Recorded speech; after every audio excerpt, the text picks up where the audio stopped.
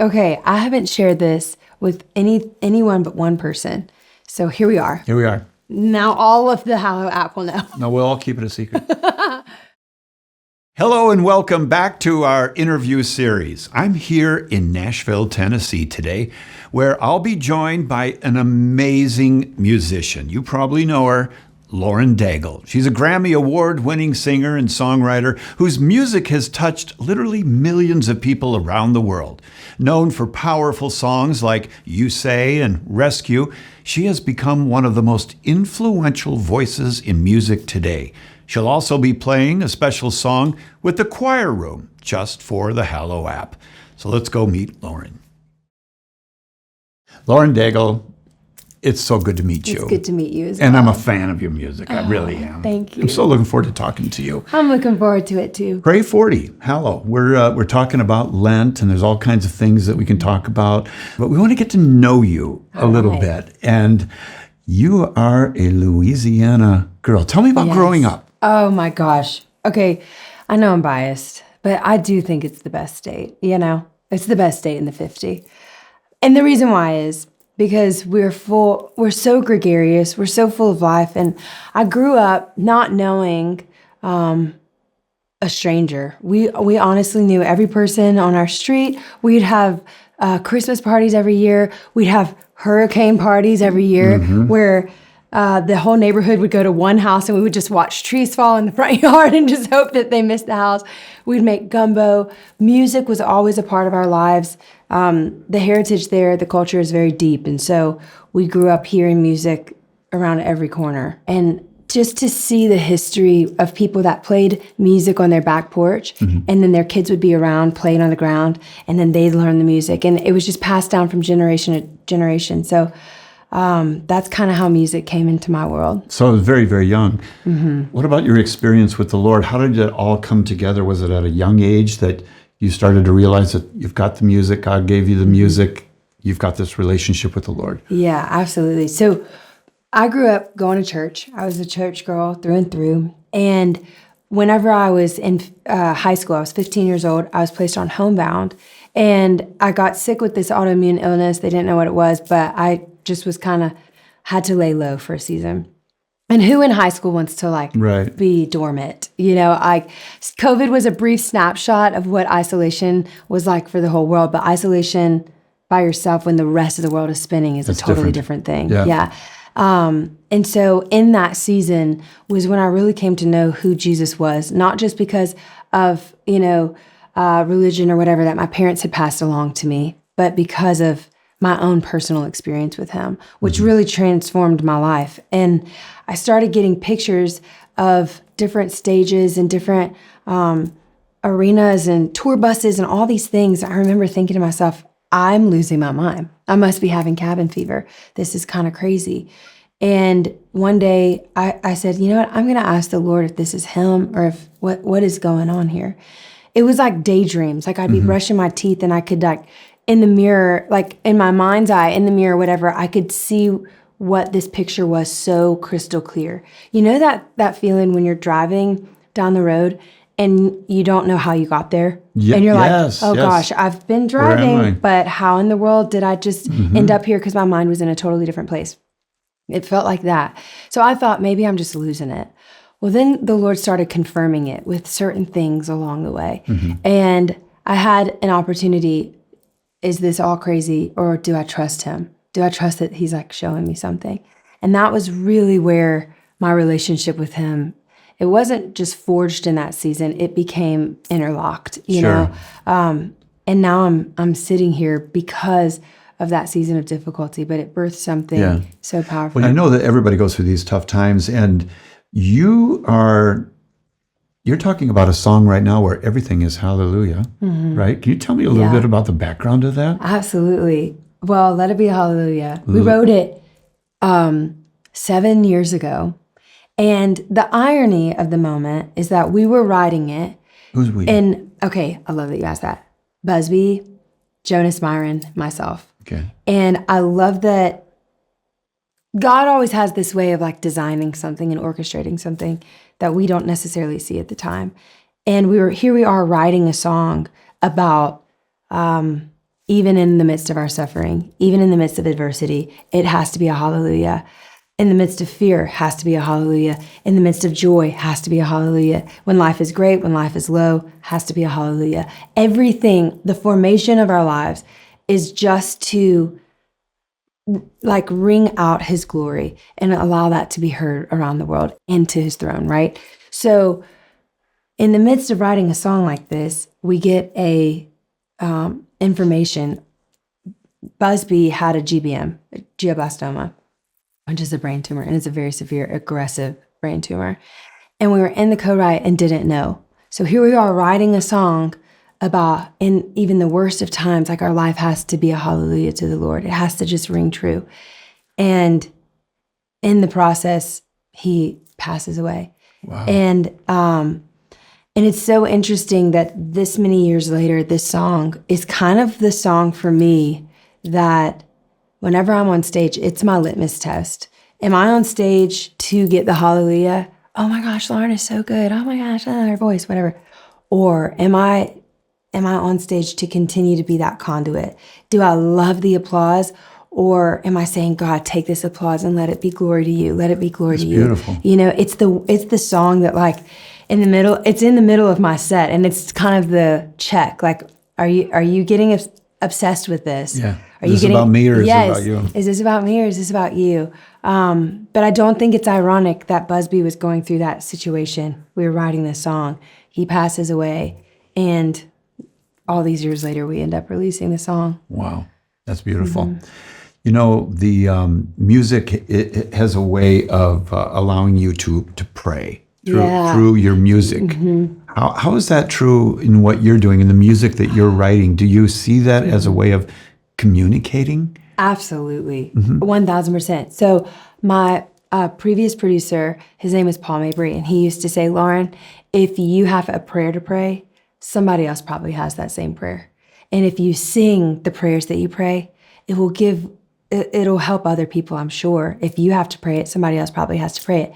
And how I kind of internalized that and took it for myself is there are people on this planet that don't have the language. They don't know how to get what's inside of their heart, what's inside of their spirit out onto their tongue. Like, how do I get this emotion out? How do I get this feeling out? How do I get this fear out, this concern out, this joy out? I don't necessarily have a way to get it out, but I know that I feel it. I know that I know it.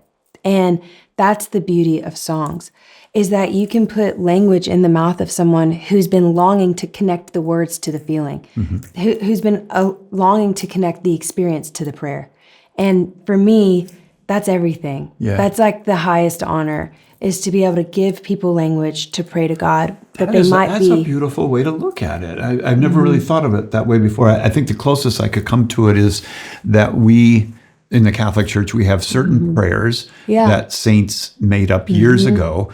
But wouldn't you know it, they're so good that we're going to let you pray it too. Yes, you know, we're giving you the words to pray what maybe you cannot find in your own heart, or you can't articulate it. I love that. But when you find someone who did, you're like, okay, that's mine. Yes. I'm going to use that. And the liturgical process of it too, like of holding a prayer and reading it over and over, and how it becomes immersed in your being. I think that is a beautiful thing about the Catholic Church. I've seen over and over again. It's just like, wow, there's some powerful prayers that need, I don't know, something about bringing everybody all together to be in prayer together and to have this exchange. I love, there's this book called Every Moment Holy. Have you ever read that book? No. Okay, in the exchange of our books, I'll give this one to you, but it's these liturgical prayers that are so deep and so poignant, and therefore the simplest of things. It's like the prayer for the changing of diapers at midnight. Oh, yeah. It's like all of these really personal moments. The prayer for losing a job. The prayer for wishing a loved one was with you in a moment that they can't be. Like all of these really personal things. But it reminds me of the prayer of so many of the saints, that it's like, this is my human experience being offered to God to say, how do I get through this moment? Or God, you're the only thing that I can rely on. You're the only source of hope in the midst of this adversity, whatever it looks like. But here's the language. Here are some words that can just give, I don't know, an outlet to people who that might not be their natural Right. inclination, you know? I love that. Years ago, I was a pastor and of a non-denominational church for 12 years. Awesome. And one of the things we did was we taught people how to psalming, write a psalm to God, write it from your heart. I want that class.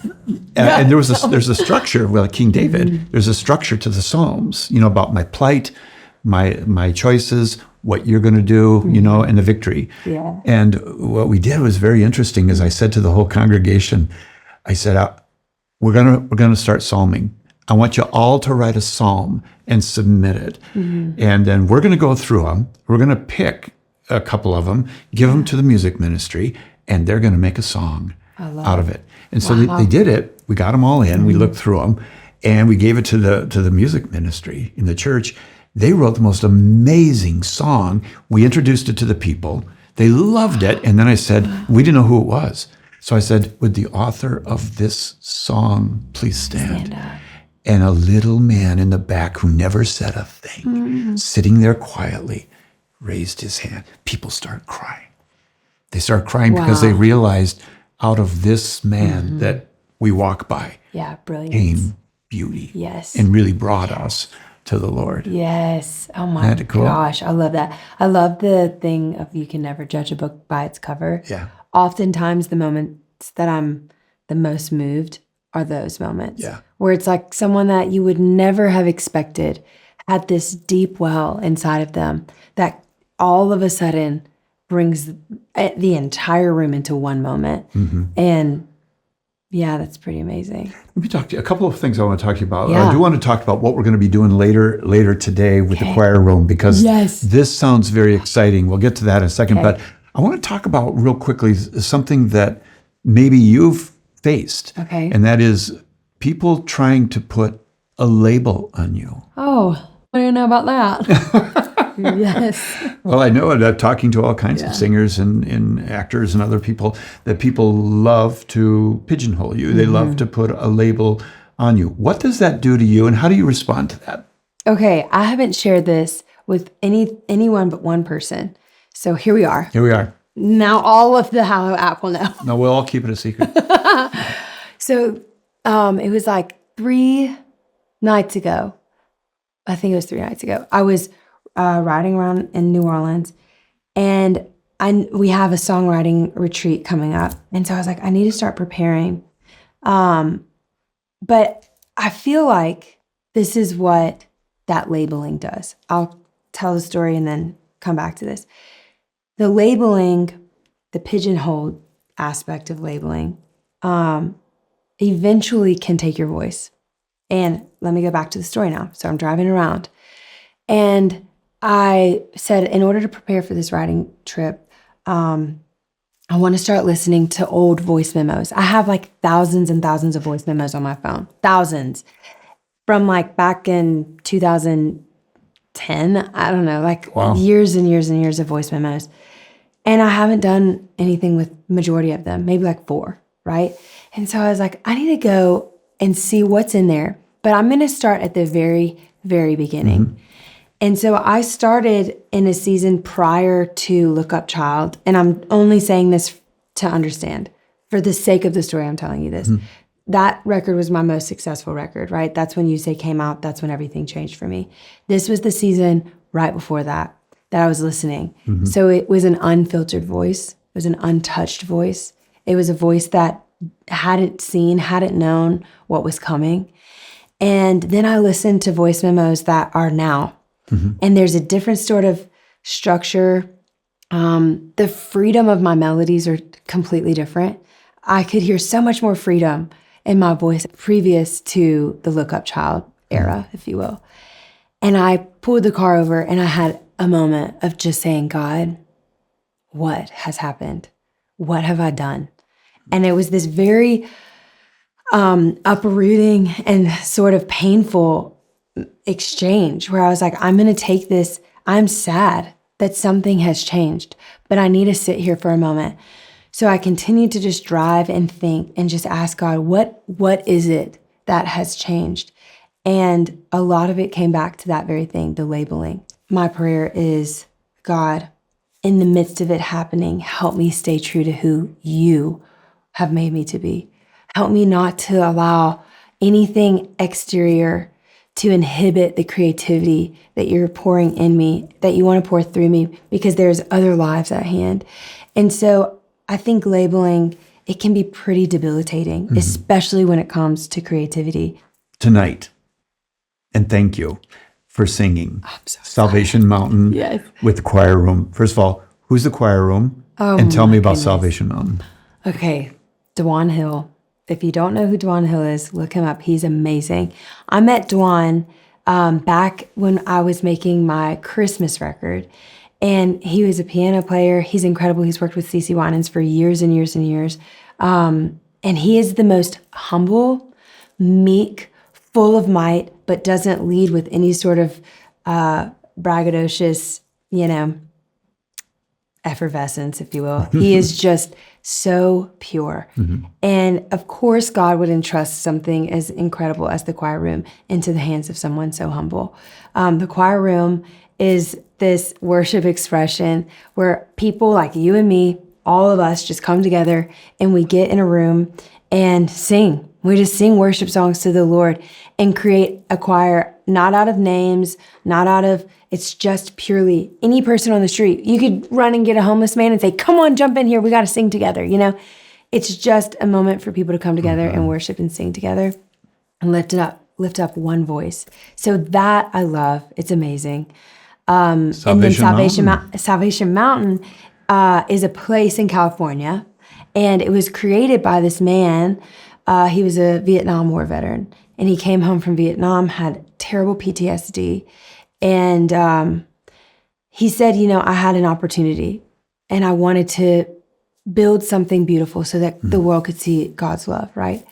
And here's this mountain made out of this like clay-like substance that he would pour color into. And when you go to Salvation Mountain, it's a mountain that's built out of this clay, and it is so bright and so colorful, and it's so vibrant. And on it says, God is love. And I just thought it was so amazing that this man who went through some of the worst of experiences, instead of taking PTSD and creating havoc for the world, he used that pain and turned it into something beautiful. And that's what happens when God touches you. When the love of God touches you, he can take any sort of darkness that you're walking through, turn it into a moment of light. He can take any sort of sorrow that you're walking through and somehow transform it into joy. There's this grace that he gives that the things of the world become kind of flipped on their head, right? So I loved this story, and that's kind of the essence of the song Salvation Mountain. You take my rags and you turn them into riches, my mess into marvelous. All the things that happen when you come and save me, when you set me free. Redemption, like we were talking about earlier. When you redeem, everything is transformed. That's for sure. I am really looking forward to hearing it, and I can't thank you enough. You radiate Jesus. I just want you to know that I see Jesus in your eyes, and thank you so much. I can't wait to meet him someday. It's going to be so much fun. It is. Yes, it is. It is. All of us. Yeah. Thank you. God bless you. Thanks for all you do. I appreciate it. Thanks again for joining us for another interview. Lauren, thank you for sharing your heart and your talents with us. We hope you'll join us again next week as we continue sharing stories of the many ways God is moving in people's lives today. Until then, may God's peace be with you.